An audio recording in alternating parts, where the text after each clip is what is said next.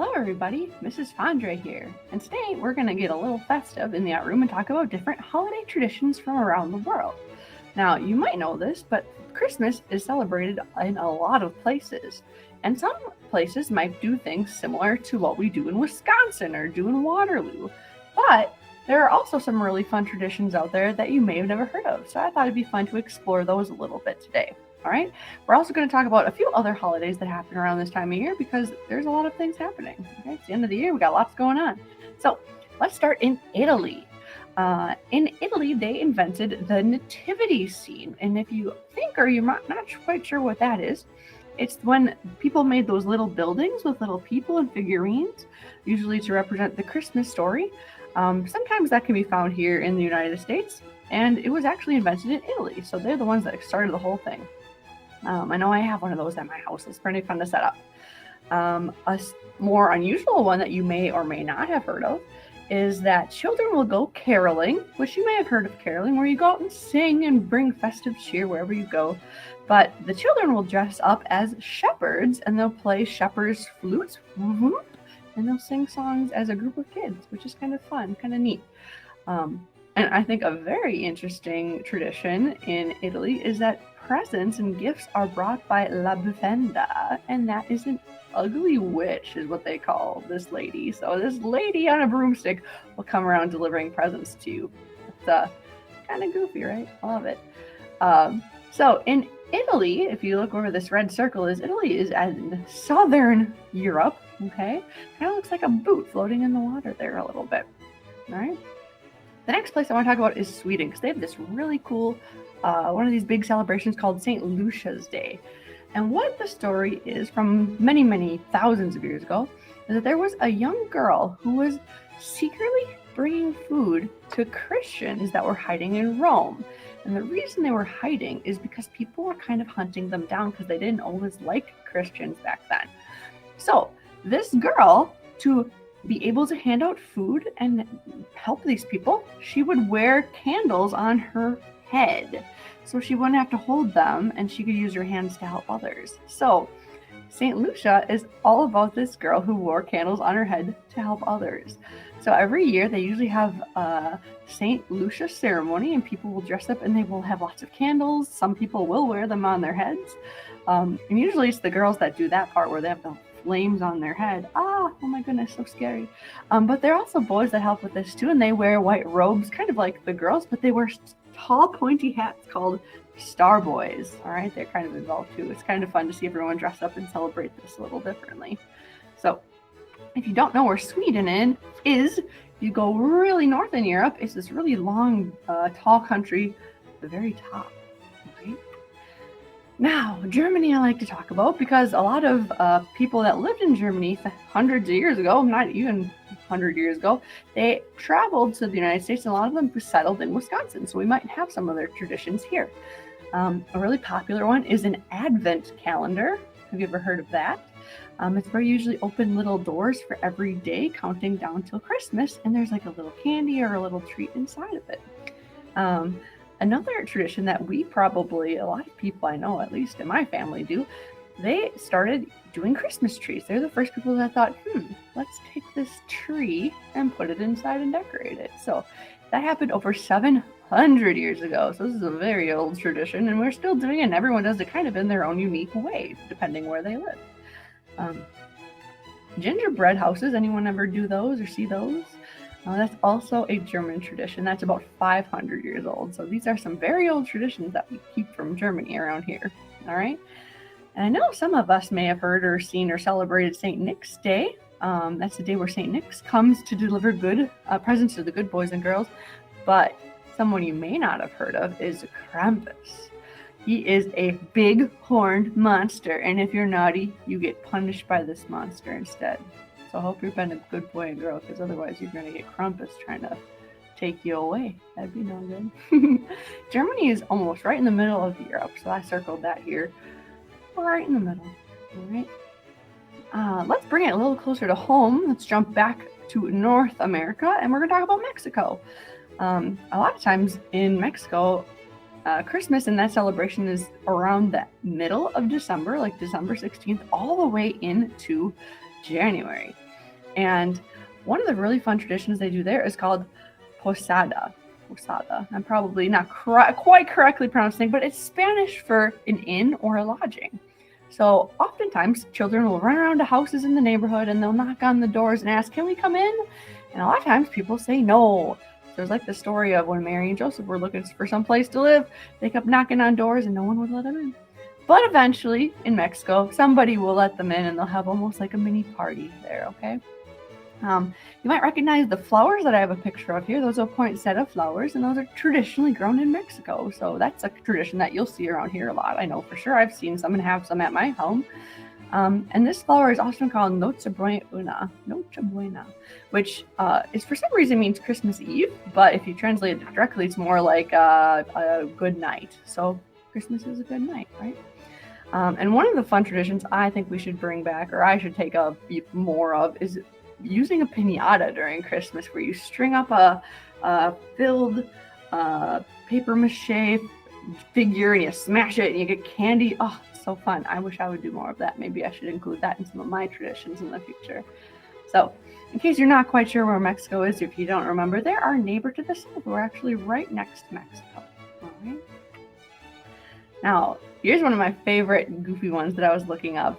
Venezuela, people will rollerblade or roller skate to Christmas morning church. They'll close down the roads and people like go to bed early so they have enough energy to rollerblade to church. Oh, crazy. I love it. And another thing that's kind of interesting in Venezuela, people will paint their houses before the holidays. Now, in Wisconsin, you might think, it's too cold to be painting your houses.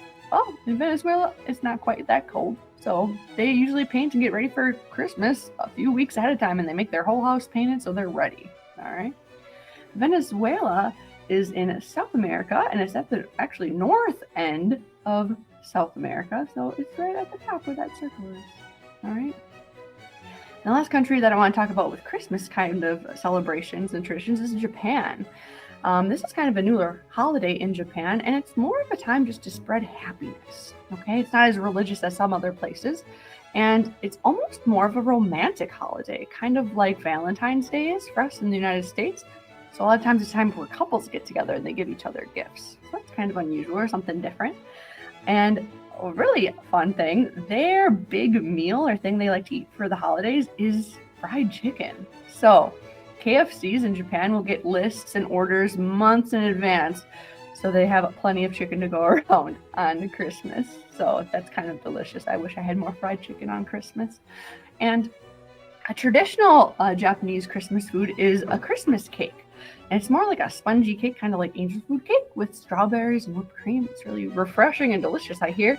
And kind of a fun fact, the shortcake emoji that you might see on a phone is the Japanese Christmas cake. Did you know that? Fancy that, right? So, Japan is pretty far away from North America. It's either across the Atlantic, across Europe, and across Asia over on this little island, or if you'd go to the left or go west, you would be hitting the Pacific Ocean and going around the world that way. So, it's pretty far away, but maybe someday we'll get to visit, right? All right. So, there's two other holidays or festivals going on around this time of year I want to talk about because they're worth mentioning. They're kind of fun. The first one that's really big is Hanukkah, and it's a festival of lights. The story goes that back in the 2nd century, so that was like this year is like 2020, that would have been like the year 200. That's a very long time ago. These people reclaimed this temple that was rightfully theirs, and they wanted to celebrate. So they were going to light the menorah, which you can see a picture I have right here. They were going to light the menorah, but they only had enough oil to light for one day. However, that one day of oil lasted for 8. So it was considered like a miracle. They had enough oil for all these 8 days. All right.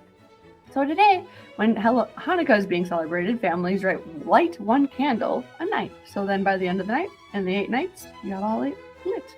All right. This is also a time where a lot of families get together. They'll play games. You'll see dreidels where you spin tops and you can win things. Chocolate coins are really popular for Hanukkah as well, and kids love getting those from their families. But one interesting thing about Hanukkah, people think it's a really big deal, kind of like Christmas is a big deal for a lot of people, but actually it's not one of the bigger holidays in the Jewish community. They have other holidays. So Hanukkah is important, but there's other ones people value a little bit more. Fancy that. All right. So the last one I want to talk about is Kwanzaa. It's kind of a unique holiday because it actually has like a date when it was invented. This professor in California wanted to find a way to bring people together. They wanted to bring the African American communities together to become stronger. So in 1966, he invented Kwanzaa.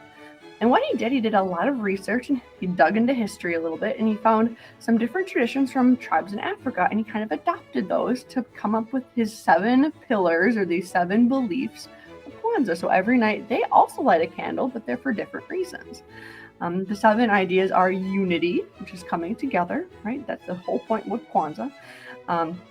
Self-determination, being able to make yourself go out and do things, having motivation to do it. Collective work and responsibility, so coming together and being a team, right? Cooperative economics, which is kind of a fun one where you support each other's businesses and you kind of almost like shop small kind of a deal that we talk about a lot today. Having purpose, having a meaning, why are we doing this? Being creative, which, hey, you're in art class, that's a great time to get creative. And following on your faith, okay? Believing in what you believe in, all right?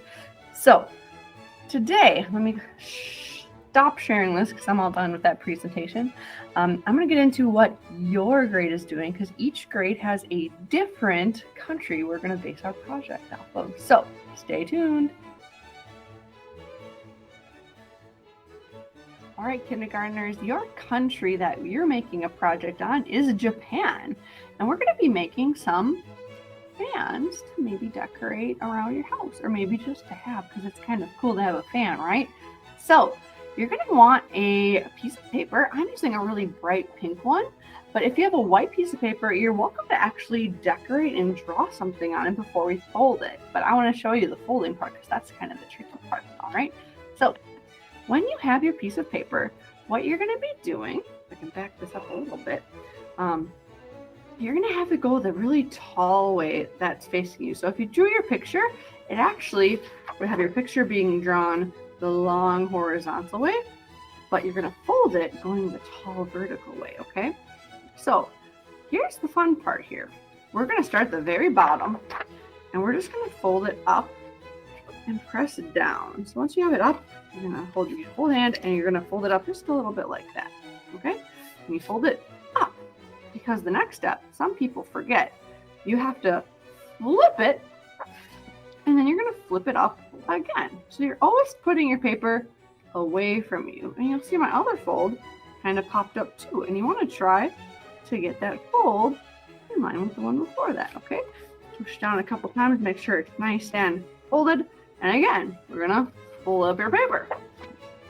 And we're going to do it again. So you'll notice while you're folding, your paper is getting a little smaller and you might be covering up a drawing that you did. And that's okay. Flip it and fold it. And you're going to do this all the way to the end. I'll speed my video up a little bit so I can keep going.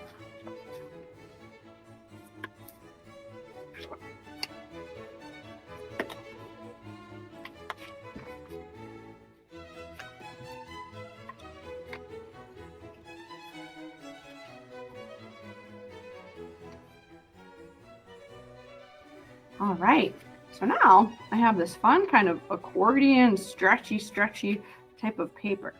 And to make it look more like a fan shape, we're actually going to either use a stapler or some glue or some tape to hold one of the sides closed. So you see how it wants to spring open like that. I'm going to use a stapler because that's what I'll use in school for you friends that are here in person. But if you are at home, you could use a couple of dots of glue in between here. And then that'll do the job. All right, you could even wrap a little bit of tape around here too. If you have tape, you could wrap it up. And there you go. You got a beautiful fan to kind of remind you about some of the traditions from Japan, that they would almost decorate trees with fans, which is kind of neat. So when you're all done with this, I'd love to see what you've come up with, see what kind of paper you have, what picture, how the folding went. All right, you could take a picture and put it on the Seesaw app. That would be great. All right. Can't wait to see what you came up with. Happy creating.